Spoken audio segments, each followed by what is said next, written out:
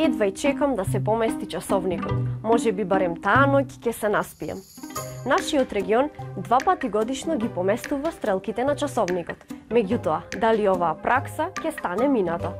Американскиот политичар и научник Бенјамин Френклин прв предложи луѓето да стануваат следејќи го сонцето и така да заштедат пари за свеќите.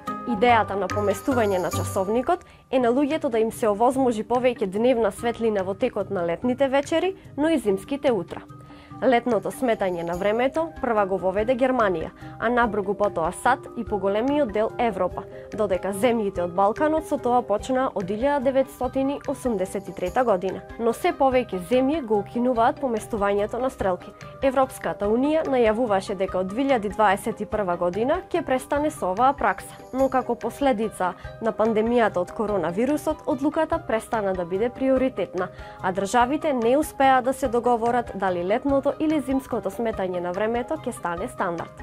Експертите тврдат дека поместувањето на часовникот влијае на човечкото здравје, со оглед на промената и прилагодувањето на биоритамот. А дали вам ќе ви недостасува 1 час повеќе спиење доколку оваа пракса се укине?